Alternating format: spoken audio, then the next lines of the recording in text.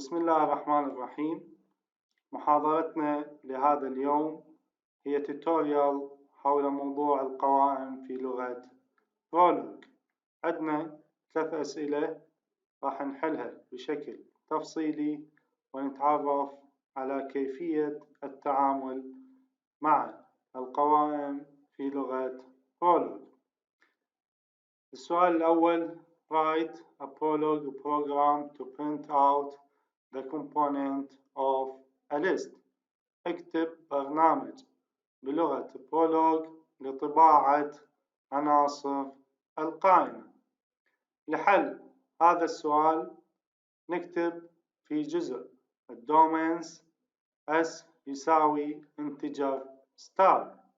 معناته هذا أن ال S هي قائمة من الأعداد الصحيحة. Predicates نعرف دالة باسم print of S، يعني دالة متكونة من قائمة من الأعداد الصحيحة.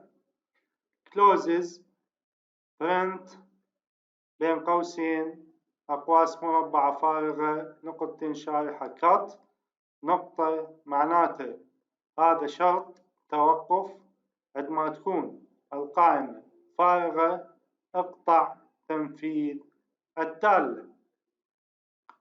print أقواس دائرية أقواس مربعة H علامة الأور T نقطتين شارحة write H اطبع الهيد لهذه القائمة. new line NL print of T استدعاء الدالة مرة أخرى بالنسبة للتريل.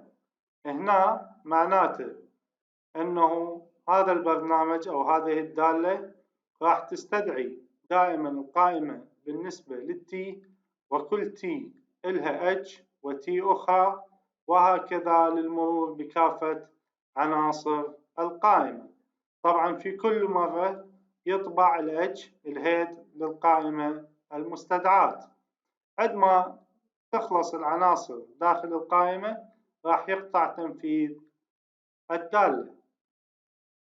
إذا نشوف بالجول ممكن أن نكتب print أقواس دائرية أقواس مربعة 1 2 3 4، نضغط انتر راح يطبع لي 1 2 3 4، أي يطبع عناصر هذه القائمة في كل مرة في سطر جديد. نشوف السؤال اللي بعده: Write a Prolog program to print out the summation of a list. اكتب برنامج بلغة Prolog لطباعة مجموع قائمة من الأعداد الصحيحة. لحل هذا السؤال بالدومينز نعرف متغيرين S و Z، بحيث S يساوي integer star، يعني S هي قائمة من الأعداد الصحيحة، و Z يساوي integer. ال S هي للإنبوت، يعني الإنبوت مالتنا راح يكون هو قائمة من الأعداد الصحيحة، والZ للأوتبوت اللي هو مجموع هذه الأعداد الصحيحة.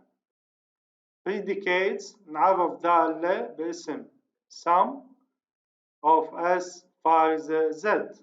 الانبوت لهذه الدالة هي S قائمة الأعداد، والأوتبوت هي Z مجموع هذه الأعداد. Clauses sum of blank brackets فارزة Z، Z يساوي 0 فارزة cut نقطة، معناته هذا هو شرط توقف. شنو معناته؟ عندما تكون الدالة أو القائمة فارغة خلي 0 بالزت وأقطع تنفيذ البرنامج. sum of H علامة الأور T فارزة Z نقطتين شارحة، sum of T فارزة Z1 أستدعي الدالة مرة أخرى بالنسبة للتي اللي هو التريل. طبعا قلنا احنا كل تي هو إلى هيد وإلى تي وهكذا للمرور بكافة عناصر القائمة.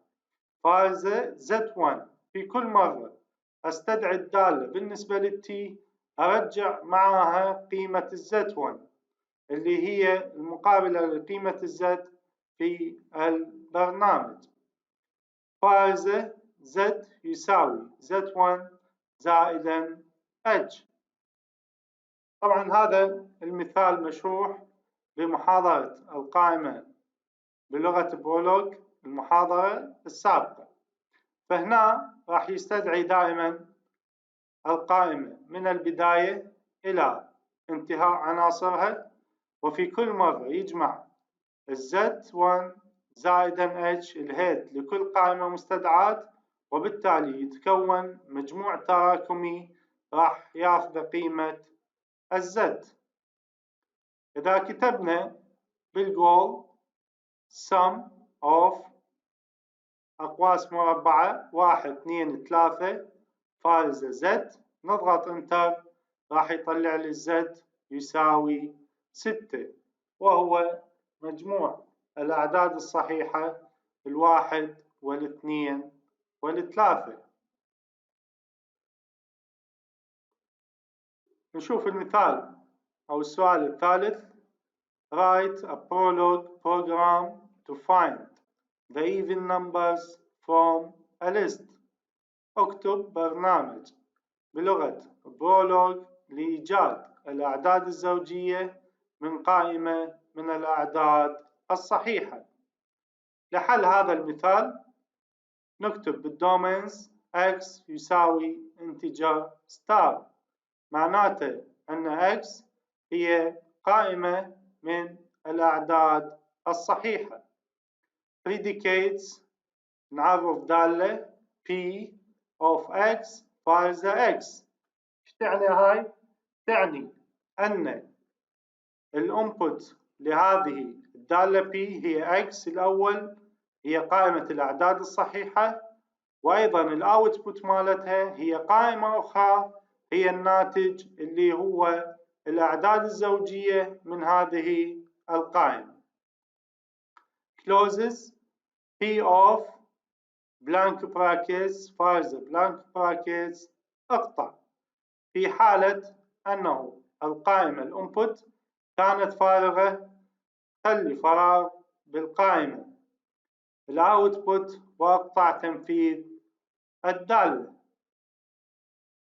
P of H T فارزة H1 T1 نقطتين شارحة H موديل 2 يساوي 0، معناته إذا كان العدد الزوجي، لأن كل الأعداد الزوجية المود 2 إلها يساوي 0.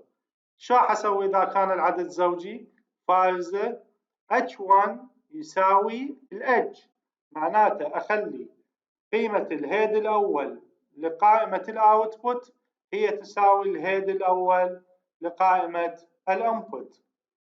فارزة P of T فارزة T1. أستدعي الدالة مرة أخرى بالنسبة للتريل لقائمة الانبوت، والT1 اللي هو التريل لقائمة الاوتبوت. P of H T فارزة H1 H موديل 2 لا يساوي 0، معناته إذا كان العدد فردي للH قائمة الانبوت فارزة ايش اسوي؟ P of T فارزة H1.